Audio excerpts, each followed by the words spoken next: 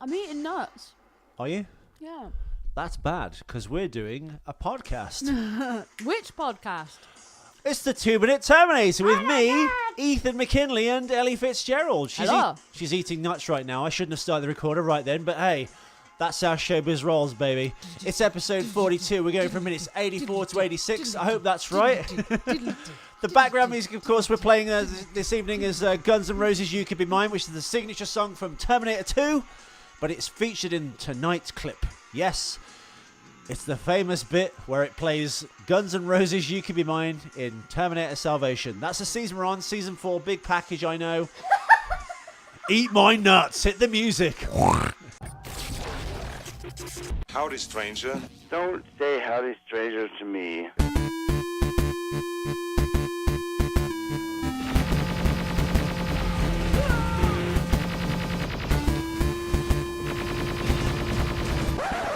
You didn't do the fourth. Thank God. It sucked. It sucked.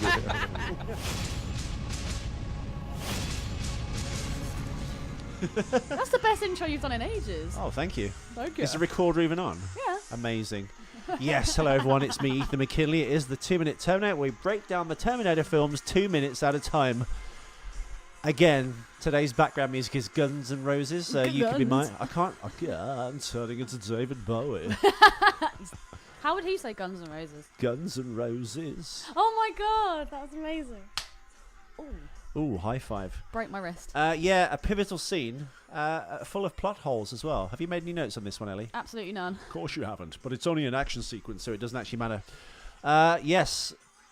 Basically, the scene we're going on, the 2 minutes bridging the gap, starts with a Can you turn the computer so I can see it? Yeah, it starts with the Moto-Terminator screaming out from the camera from blackness down the road, emulating again Cormac McCarthy's book, The Road, and later the movie with Viggo Mortensen. And it ends with basically John Connor driving into SkyNet Central. Error me God. Unmolested, unchecked, unwatched.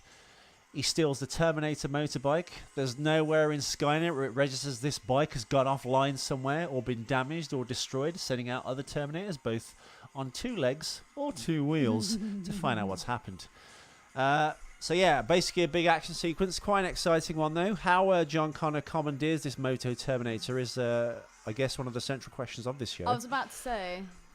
Because there's no handlebars on a Moto-Terminator, so there's no accelerator, there's no throttle, there's no brake as far as we know. How did he even know that particular motorbike Terminator was going to turn up there?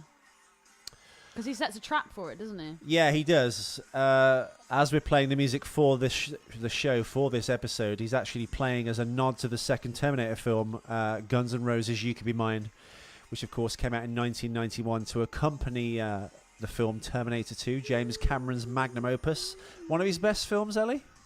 Yeah. Before we go into the ins and outs of stealing a Terminator, which is today's episode, how do you rank James Cameron's films, Eleanor? Let's start at the top. We've got The Abyss. We've got Piranha 2, The Spawning. Not seen it. You've not seen? You know what? I've not seen it either. But I haven't seen any of the Piranha films. Basically, I know Kelly Brook's in them. No, Kelly Brook's in Piranha 3D. Double D. I think that's the 3D sequel to Piranha. I can't remember. I think I've seen it. I think Kelly Brook's in it. It's before she kind of made that. Basically, when you get to a certain age in life, I think I'm hitting it now. When you get to a certain age, there's this major turn in your kind of looks and body, and there's nothing you can actually do. I'm starting to see it in my own body. I'm getting that kind of loose skin / cellulite. Ethan has started calling himself Iggy Pop, which is utterly ridiculous. Well, do you know what Iggy Pop's body is like? I He's know. in good shape for his age, but then when he dances, his whole body looks it's like someone stretched a ball sack over a skeleton and slapped a wig on a speaky weight machine. But do you know why you have that, Ethan? Because you eat a lot of fats. And I'm not talking avocado. I mean, you will eat all the fat off meat. Now, when you put fat into your body... If you like pina coladas... And when you put fat into your body, it doesn't convert into anything. It just goes into your body I know, as your fat cells and store stays as fat. Yeah. So that's why... But it's so minimal, Ethan. I know. But it's important to be noted. I have lots of good fats, though. I think... No, you do. But I'm just saying, the reason that you will see that kind of ever so slight. No, I think the good fat's the ones No, that... it's not. It's not. I smash coconut oil like you wouldn't believe. I wear it on my skin for crying out loud. Dude, that does not make you gain weight. It is within and without. But yeah, no, Ethan, you do not look like Iggy Pop. You look amazing for your age. Although, I did find a picture of Kelly Brook's chebs. I can't call them chebs because I don't rate them at all.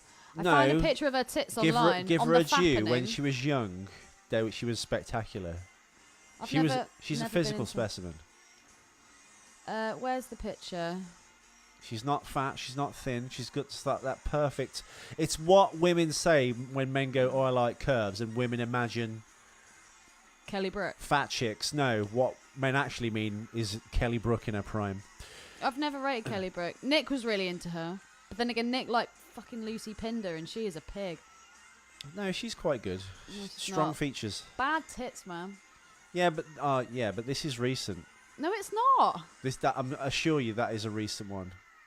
Because they used. Well, we'll discuss it. It's a subject for another show. But I saw that and I sent it straight to Nick, and I was like, "Kelly Brook's fit, is she?" And he was like, "No." You're doing what I do. Yeah. Oh God. As I was saying, let's yeah. go back to Terminator. James Cameron, of course, wrote the second Rambo film, First Blood Part 2, which is a great movie. You still need to see the Rambo films. I've seen Rambo, the first Rambo, but I can't remember it very well. Paradise Lost, apparently, I need to watch. No. Why? Milton? No, not Paradise Lost. It's a Sylvester Stallone film. Paradise Alley. That's it. My It's your dad was dad's saying. recommendation. Yeah. Stay away, don't listen to him. Not daddy. No, so basically, Cameron arrives on the scene with the Terminator. Then he comes out with Aliens. Then he has The Abyss. Then he has Terminator 2. Then he has True Lies. What do you have after that? Titanic. And then nothing for a bunch of years. And Because in then the intervening time... Avatar. You're like a baby. I see you. All great movies. Even the bad ones are great. I think The Abyss is my favourite James Cameron. Is it? Because everyone kind of like throws out The Abyss. No, The Abyss is absolutely amazing. Why is it amazing? I love that film. It was just so good. I'd never even heard of it. I thought the actors in it were great.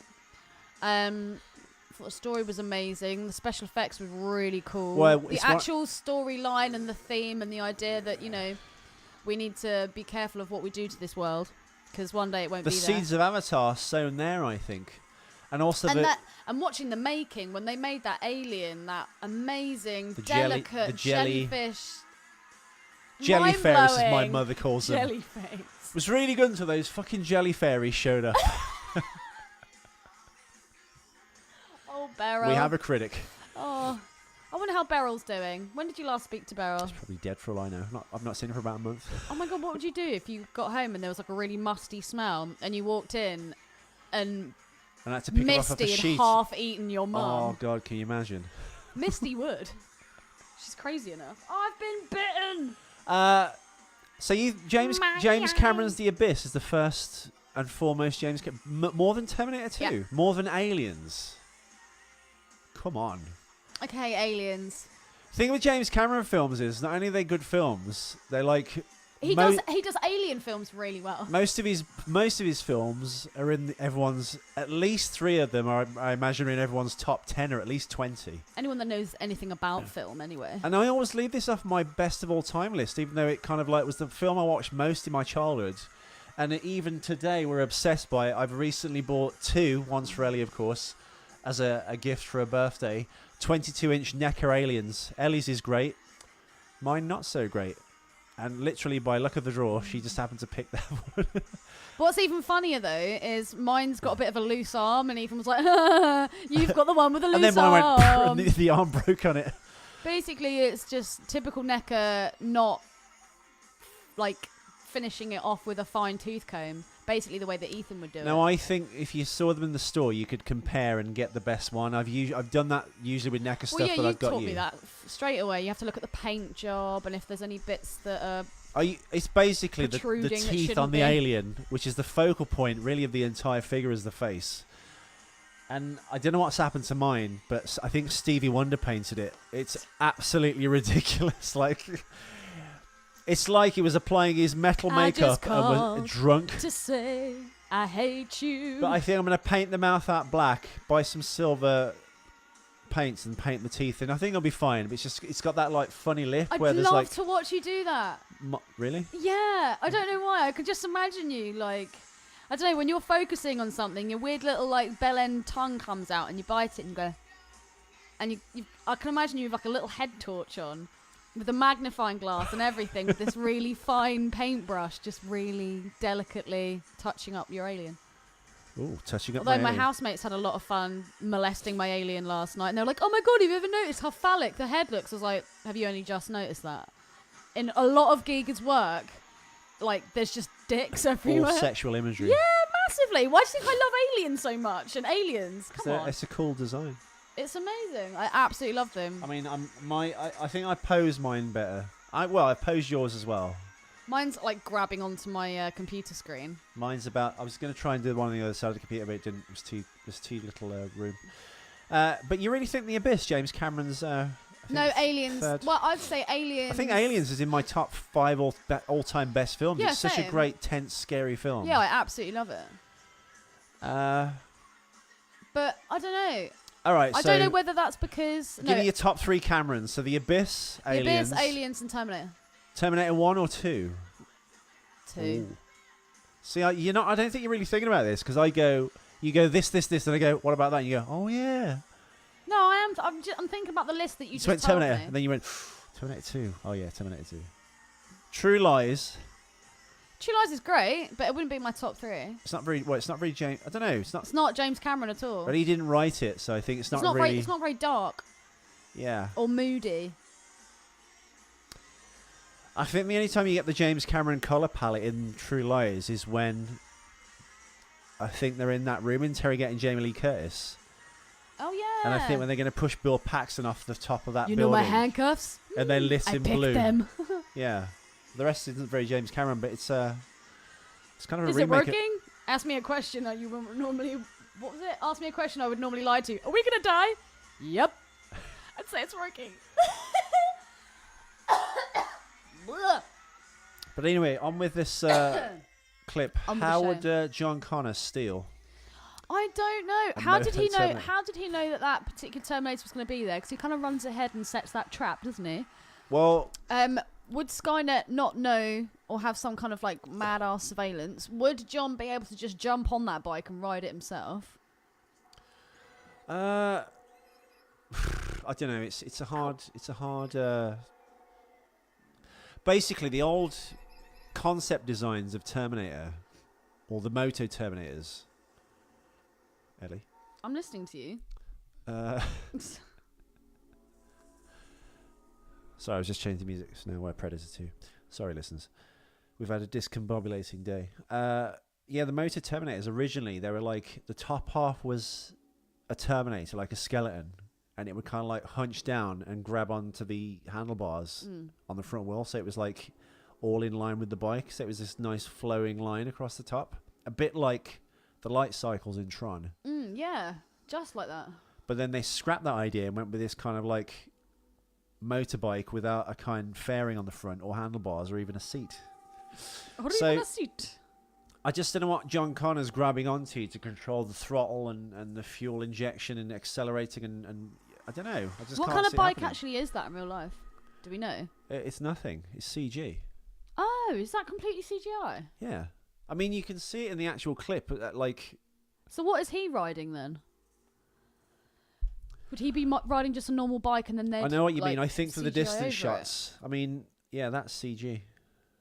Oh yeah, I can tell that is. It But when looks John cool. gets on it, And especially when he kind of pulls the rope across the road. How it doesn't see this and slow down because he doesn't like pull it up from the road. It's like there.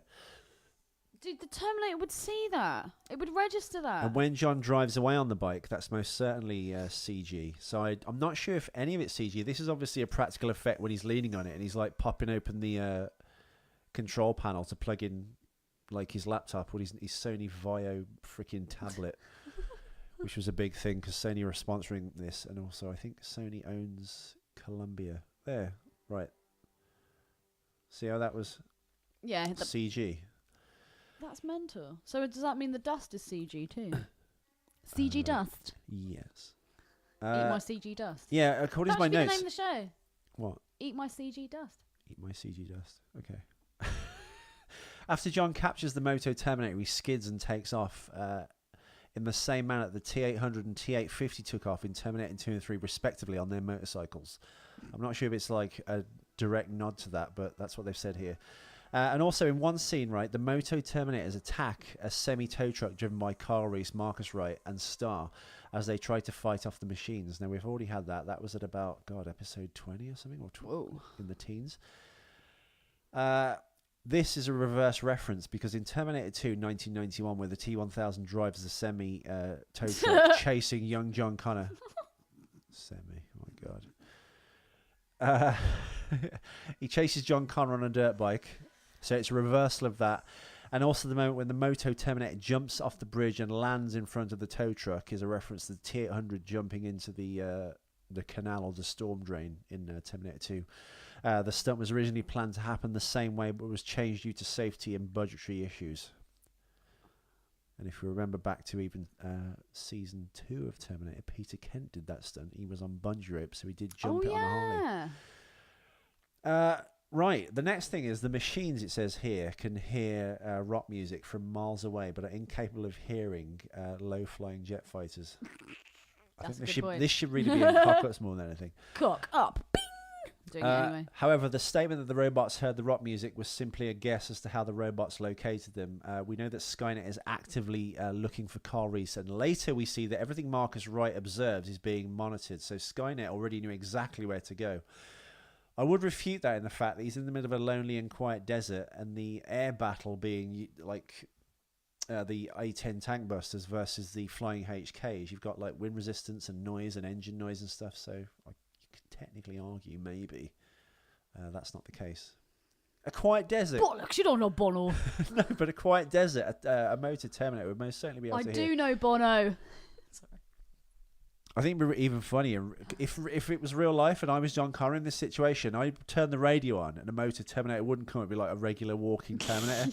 I'd have one crappy gun which wouldn't be able to take him out. And I'd a start boom running. box. I'd gas out after like 50 yards. Go, I've got a stitch, and he'd just pop my head off like a grape. No, I reckon it'd be your back that'd go. You're quite. No, you're not actually. No, it's not my back. It's always what is it? What does go on me?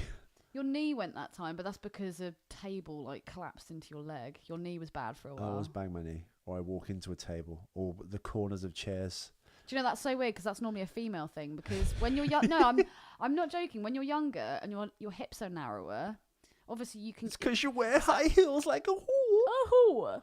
Oh, you can obviously gauge if you can fit in certain places because you know the width of your body. Now, what they don't tell you in sex education is that as you get older, your hips widen. So all of a sudden, you're constantly smashing and walking into things. Of all the things they don't teach you at school. Seems legit. It's totally legit. Shut up, big hips. Go have a baby. With those narrow hips, you couldn't have more than 7 or 8 babies. That baby came out sideways. She didn't scream or nothing. Yeah, I mean, this Terminator going offline, surely... Don't call me Shirley. No, but don't call me Shirley. With what we know now about computers, one could easily project onto this. Skynet has all these Terminators monitored and what they're doing and where they're placed and what missions they have to do or where they're patrolling, what reconnaissance they're on.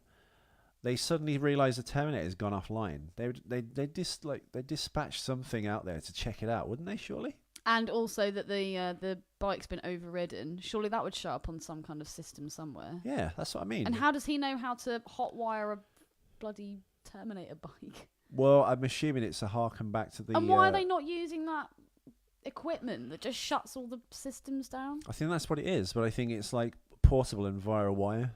Oh, that was bloody quick.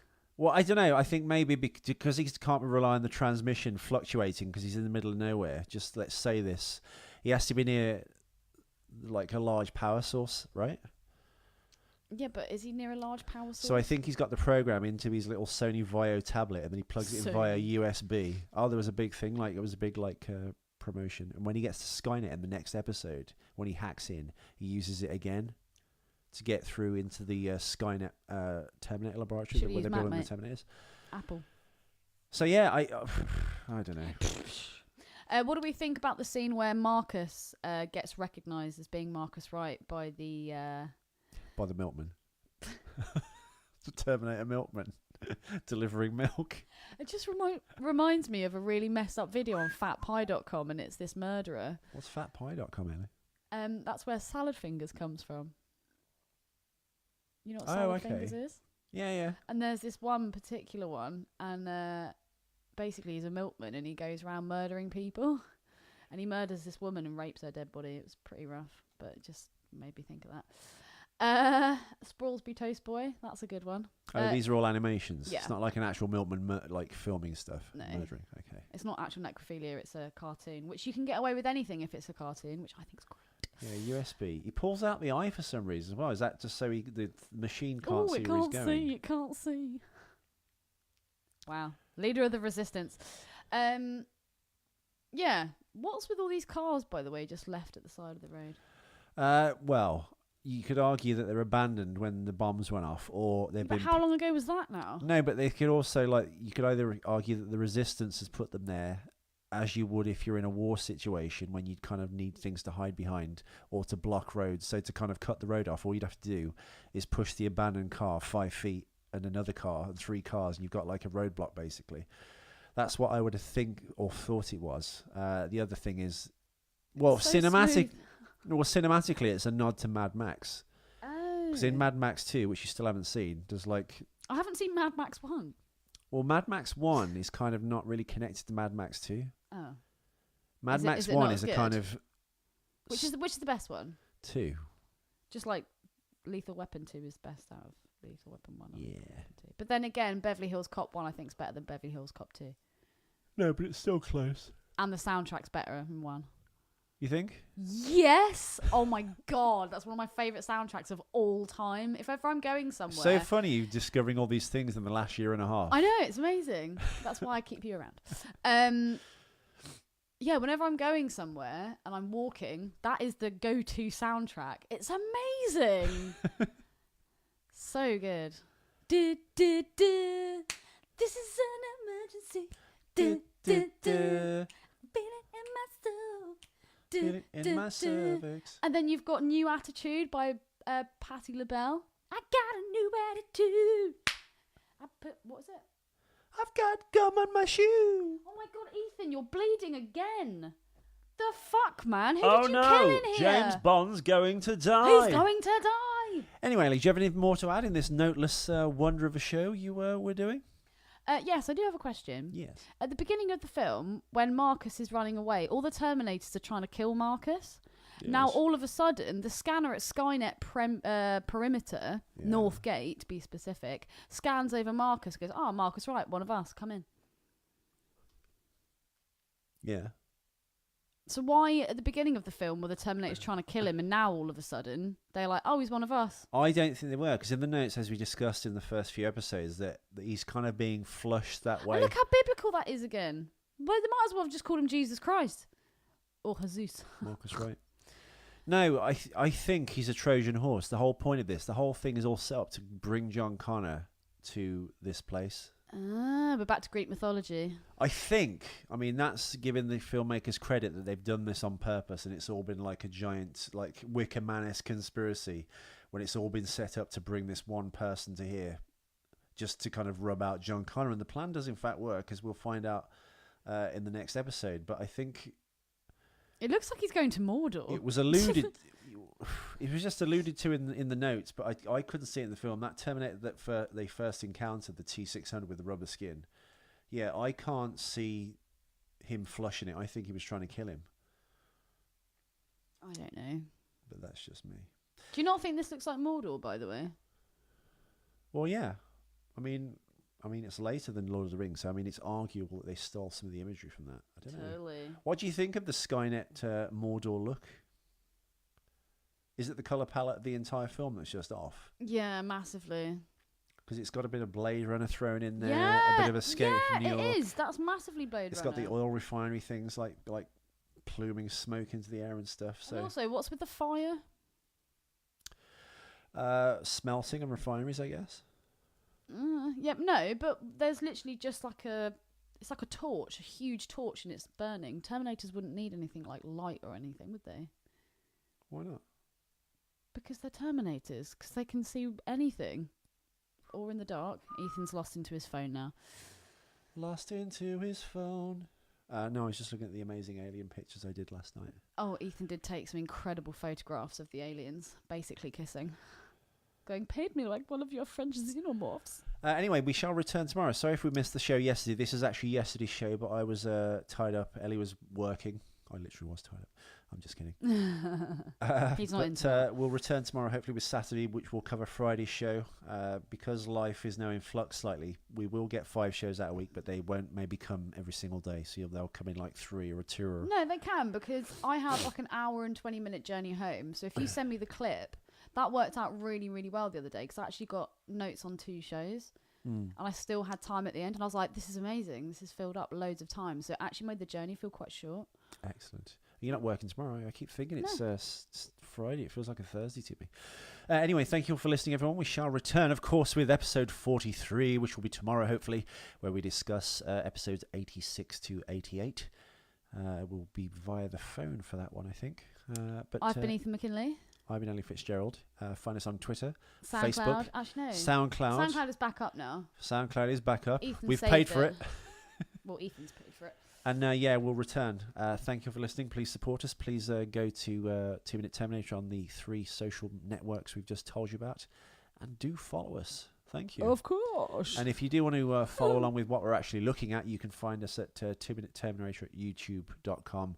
And it's basically the clip on repeat that we discuss, even though we've talked more about James Cameron's back catalogue than the actual clip in question. But that's what this show's all about, and that's why you listen to us. Thank you all for listening again. Thank you all for all the new listeners who are supporting us. We're getting like loads and loads of actual listens now. The show's like popping, so it's popping. Someone's talking about us. So thank you. We will return tomorrow. Thank you again. Thank you for listening. We love you, baby. Baby. As Ellie reached the thing, I get to say the last word. Go on then. Say something worthwhile. Woozle wuzzle. The I didn't do it boy says. Look behind you, radioactive man. No. Shut the fuck up. Shut the fuck up. Shut up if you can't take a joke. You are trashing my scene. Shut the fuck up, would you? Shut the fuck up. Shut up if you can't take a joke. And I ain't walking on this set if you're still hired. Shut the fuck up. Shut the fuck up. Shut up if you can't take a joke. I'm fucking serious. Shut the fuck up. Shut the fuck up. Shut up if you can't take a joke. You are trashing my scene. What don't you fucking understand? What don't you fucking understand? What don't you fucking understand? What don't you fucking understand? What don't you fucking understand? Fuck you, shit, you fucking what don't you fucking understand? Fuck you, shit, you fucking what don't you fucking understand? Fuck you, shit, you fucking what don't you fucking understand? Fuck you, shit, you fucking Seriously, man, you and me, we're fucking done professionally. Fucking ass.